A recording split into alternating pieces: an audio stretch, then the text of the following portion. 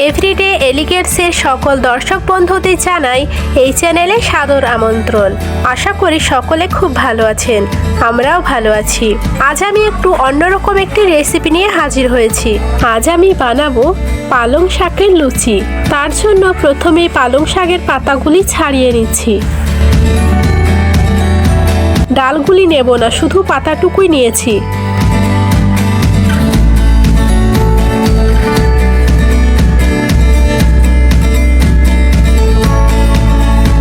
এই যে এতগুলি পাতা নিয়েছি।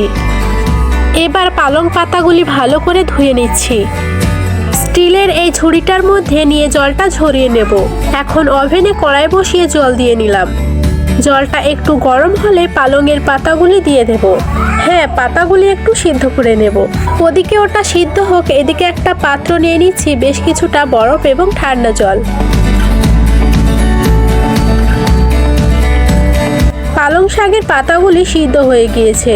এগুলিকে তুলে এবার বরফ জলে দিয়ে দেব, তাহলে পালংয়ের পাতার সবুজ রংটা নষ্ট হবে না।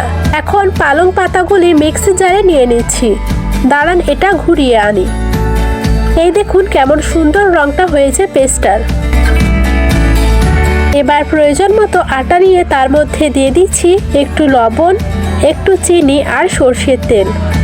আটাটা এবার ময়াম দিয়ে নেব।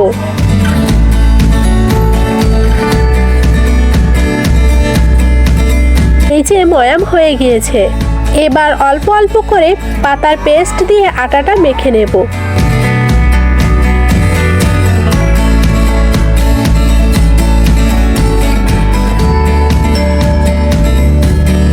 এই দেখুন আটাটা মাখা হয়ে গিয়েছে।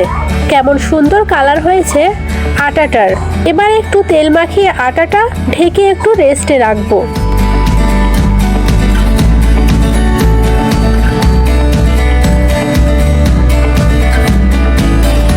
দশ মিনিট পর এবার লেচি কেটে নেব হাতে তেল মাখিয়ে।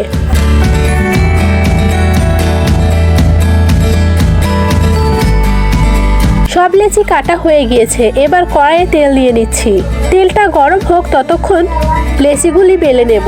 চাকতি ও বেলনিতে তেল মাখিয়ে নিলাম লুচি বেলার জন্য।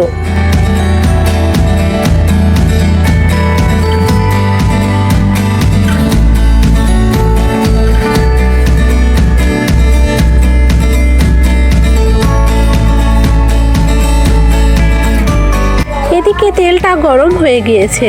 প্রথম লুচিটা তেলে ছেড়ে দিলাম। দেখুন বন্ধুরা, কি সুন্দর ফুলছে আমাদের সবুজ লুচি। এইভাবে সমস্ত লুচিগুলি বেলে নেব এবং ভেজে নেব। তাহলেই রেডি হয়ে যাবে পালং পাতার সবুজ লুচি। আমি সর্ষের তেলে ভেজেছি বলে রংটা পুরো সবুজ লাগছে না। সাদা তেলে ভাজলে মনে হয় রংটা ঠিক থাকবে। যাই হোক, ভিডিওটা কেমন লাগলো সেটা কমেন্ট করে অবশ্যই জানাবেন। তাহলে আজ এখানেই বিদায় নিচ্ছি। আবারও ফিরে আসবো নতুন একটা ভিডিও নিয়ে। সবাই ভালো থাকুন, সুস্থ থাকুন, আর পুরো ভিডিওটি দেখার জন্য ধন্যবাদ।